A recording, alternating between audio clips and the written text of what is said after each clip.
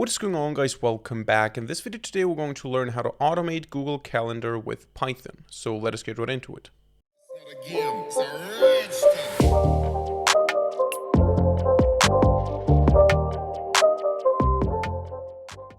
Alright, so we're going to learn how to use the Google Calendar API in Python today, and this can be useful for a number of different use cases. For example, maybe you have your own personal management system written in Flask or Django, where you manage your whole life, where you have all your projects, and then you want to export some event or some appointment into Google Calendar, or you want to import something from Google Calendar.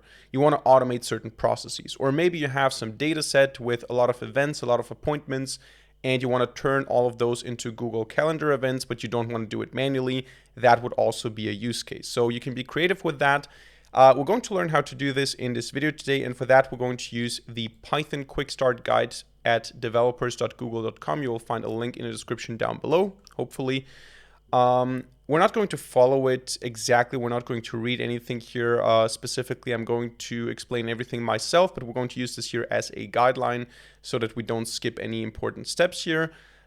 Essentially, if you watch any of my other, if you have watched any of my other tutorials on the Google API, so the Google Sheets automation or the Google Drive automation, the process is the same. The authentication process is the same, but of course we're using a different API now. So what you need to have already is you need to have Python installed, you need to have pip installed, and we need to create a Google Cloud project. So you can click on this link here, a Google Cloud project, and then you can go to the developers portal and we can create a new project here. We're going to call this now Calendar YouTube Neural 9 or something like this. And we're going to create this project, and then this is now our project. It's important that we enable now the Google Calendar API. As of right now, we cannot use it because it's not enabled. So you can either do it here yourself in the Google Cloud interface, or if you don't know where to find it, you can just scroll down here and click in the guide on this Enable the API button. Then you just need to make sure if you have multiple projects that the correct project is selected here. And then you want to say Next, Enable.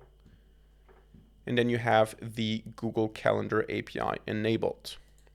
Then you can scroll down and it tells you that you should get credentials. Now we need to authenticate ourselves with the API. We need to say, okay, I'm using this project, I want to do this, and I allow this to happen.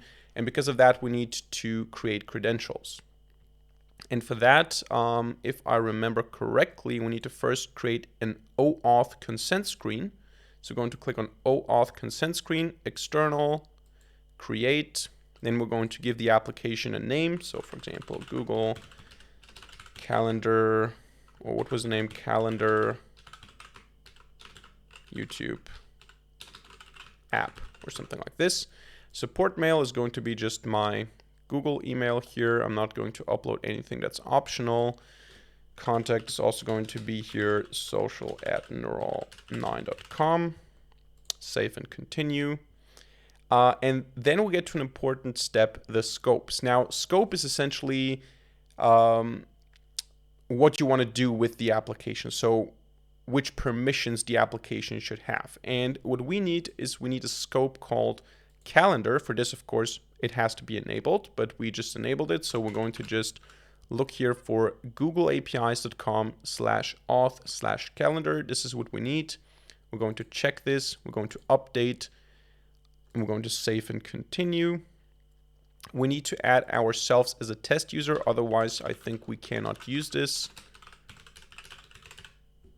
We're going to click on add. We're going to save. And that should be it. So we can go back to the dashboard. Then we can go to credentials and we can create a new OAuth client ID. And here we're going to say that our application is going to be a desktop application. And we're going to call this Calendar YouTube Desktop. Choose whatever name you want, create. And the important thing now is you have a bunch of keys here. You should keep them secret, so you should not share them with anyone. What we need here is we don't need any of those keys. We want to download the JSON file. So we're going to just click here on download JSON. This is going to download a JSON file with the credentials. I'm going to copy this and I'm going to navigate to my working directory here. So I'm currently working here. I'm going to copy paste this. I'm going to rename this to credentials.json, and we're going to use this file here in our application. That is what we need to do in the Google Cloud API or in the Google Cloud Developer Console.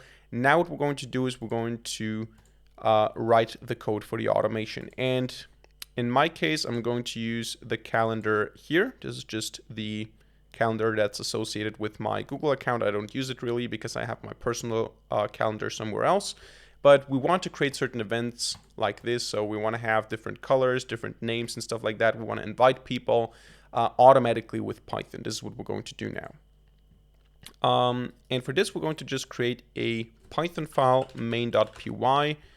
And of course, one thing that I forgot is we need to install here a bunch of packages. So you can go here to install the Google Client Library. You can just copy this installation command here.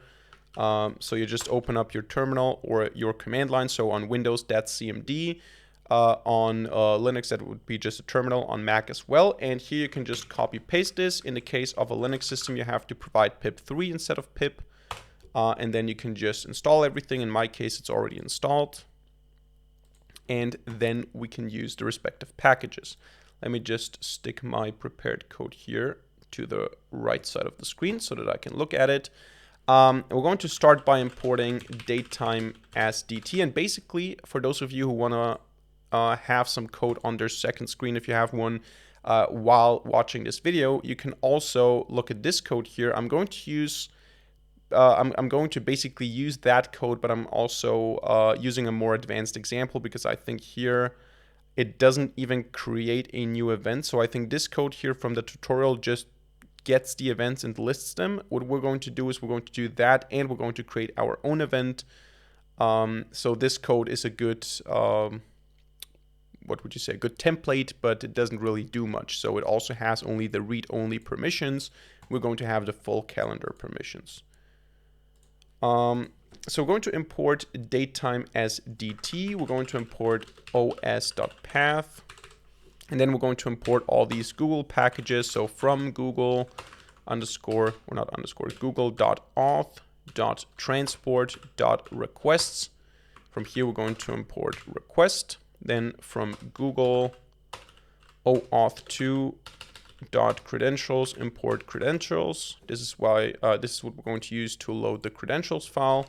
Then from Google OAuthLib.flow, we're going to import the installed app flow. Then from Google API client.discovery, we're going to import build. And then from Google API client errors, we're going to import HTTP error. That's basically it. And then we need to define the scopes. In our case, we only have one scope, which is going to be https://www.googleapis.com/auth/calendar, like this. And we're not going to use read only because we also want to create events. This is why we added the correct scope when creating the OAuth consent screen. And then we're going to define just a simple main function here, and we're going to initialize the credentials as none. And we're going to then say if os.path exists, token.json. The basic idea is we're going to use the credentials to authenticate ourselves. We're going to create then a token so that we don't have to every time use the credentials and confirm that we want to log in, that we want to have all the permissions. We can just use the token, but if the token does not exist, of course, we need to create it. So we're going to say credentials are equal to credentials.fromAuthorizedUser file, which is going to be token. So in this case, we have the token, sorry. So what we're doing here is if the token exists, we're going to load it from the token file. Otherwise, we have to log in the conventional way, and then we have to create this token file. So if we don't have credentials, or if the credentials are not valid, so this is an if statement that basically triggers if we don't have a token JSON, or if the token is invalid, so maybe expired or something.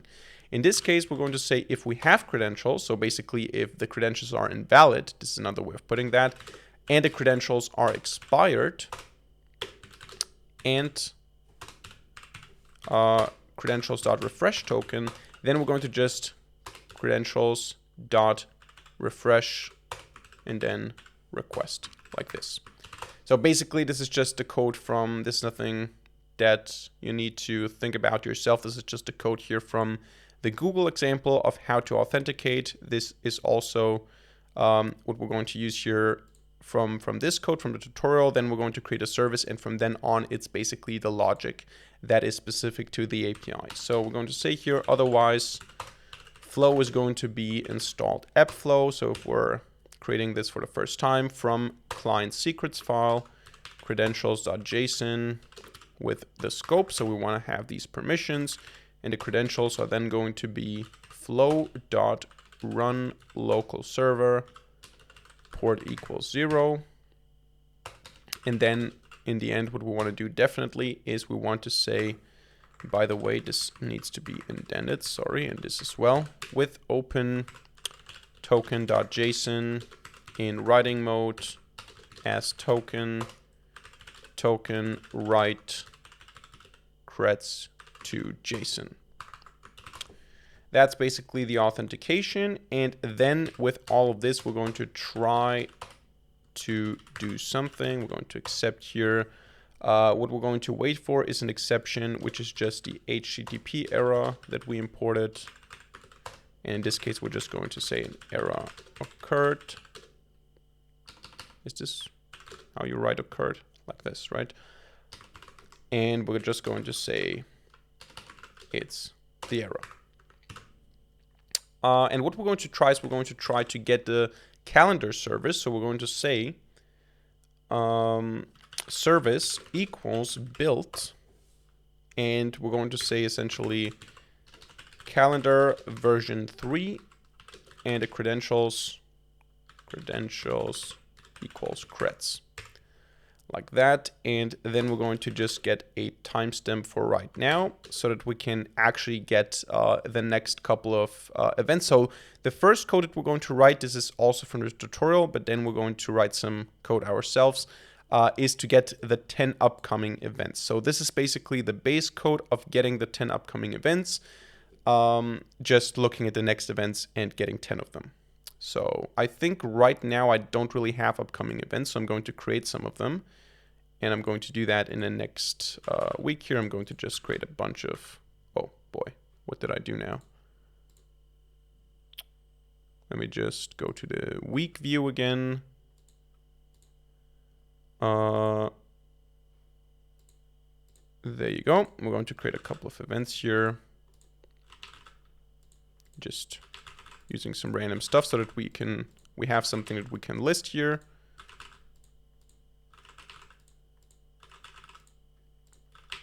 How many are those? Now we have 5, right? 10. 2 times 5. Yeah, that's basically it. And now we're going to say we have the current date time, which is date time now. This is important because, of course, we want to look into the future, not into past events. We're going to say here we want to have this in ISO format plus Z. And then we're going to get as event underscore result service dot events list calendar ID is going to be primary, so basically just the ordinary calendar. The time minimum, so the earliest point we're interested in is now, so this timestamp here, and the max results are going to be equal to 10 because we want to have the 10 upcoming events. And then single events, we want to have this, we want to set this to true. And then the start time, or we want to say order by equals, oh, by the way, sorry about this, I'm blocking with my camera the code. So order by is going to be start time, like this. Let me just zoom out a little bit so you can see the full line here. Event result is service, events list, calendar ID primary, time minimum now, max results 10, single events true, order by start time. And this is going to give us the 10 upcoming events. And what we want to do now is we want to say events equals event results, or result get items, and an empty list. And then we can just say if not events, print no upcoming events found, and return. And otherwise, if we don't return, we're going to say for event in events print, or actually want to have first of all the start time, so event start dot get date time, and then event start get date. And then we want to print start and the summary of the event. So if I didn't do any mistakes, if I didn't make any mistakes, this should already work. Let me just see here. Oh, of course, I forgot to run main. So we need to add here if underscore underscore name underscore underscore equals underscore underscore main underscore underscore, then just run main. There you go. So now I have this auth screen, so authentication screen here. I click on neural 9 and it's going to ask me for permission. I'm going to click here on continue. I'm going to continue. I'm going to allow the access. You can see flow has completed. We have the problem with get. Where is that? Event result, get items. This is a problem. Why is that? Oh, because I forgot to add the execute command at the end here. Now you can see we get the 10 upcoming events. I can also set this probably to, where's the line again? I can probably also set this to 12, and we're going to see that I have some birthday in here that I for some reason have in this calendar, but of course we can adjust this number, so I can set this to 5. There you go. So this is how you get events, this is how you list events. Now we're going to do something that's not part of the Google tutorial here, so you will not find this in the quick start section here. We're going to create our own calendar event, which is in my opinion more useful than just listing events. We want to be able to create events maybe from a data set, maybe from our personal management system automatically. So I'm going to remove all of this here. And then what we're going to do is we're going to create an event object. So we're going to say event equals, and this is going to be a dictionary. Now you will need to Google your way through some of the conventions and the keywords, because this is not something that you can just figure out in your own brain. You need to look into the documentation to figure that out. Basically, to create an event, you need to use a bunch of key value pairs. You need to provide a bunch of key value pairs. So you need to say summary is, location is, start time is, end time is, and stuff like that. You just have to look into the documentation to do that. If I don't forget it, you will find a link in the description down below, but you can use this example here and adjust it to your needs. Every event has a summary. This is basically just the name, the title that you specify when you create a new event. In our case, this is now going to be my Python event. Then we're going to have a location for this event, which is going to be somewhere online this time. Then we're going to have a description. This is a more detailed description. So some more details on this awesome event. Then we're going to specify a color ID. So for example, we will go with 6. Now, which color is which number is something you have to look up again. You can play around with this and experiment. But we're going to use color 6 now, and then we can change this to see what changes. I don't know exactly now which color 6 was, but probably red or something.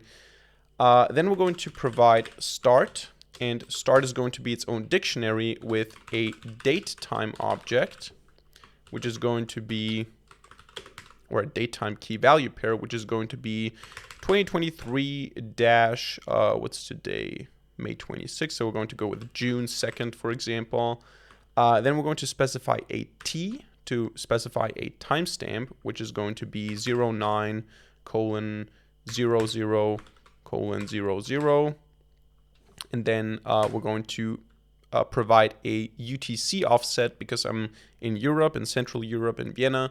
I'm going to provide 02:00. So basically the date in year, month, and day format, and then T, then 9:00. So basically hour, minute, second, and the UTC offset of 2. And then we have the time zone, which is going to be Europe/Vienna. We're going to copy this, we're going to paste this, and we're going to rename this to end, and the end is going to be essentially at 17 o'clock, so 5 p.m. basically. Same time zone.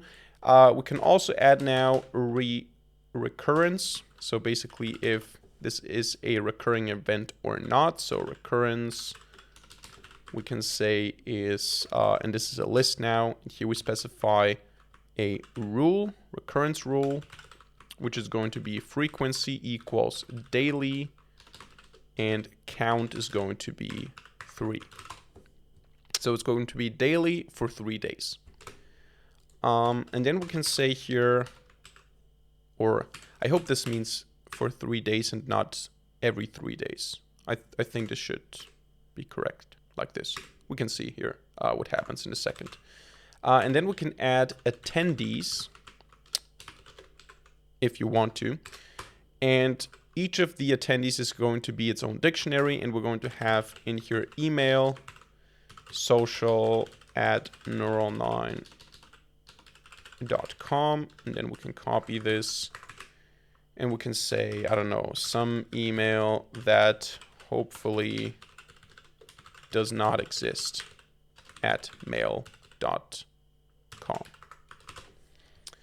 Something like this. And that is basically the event now. In order to create the event, what we're going to do is we're going to say event equals service.events insert into calendar ID primary. The body is going to be event.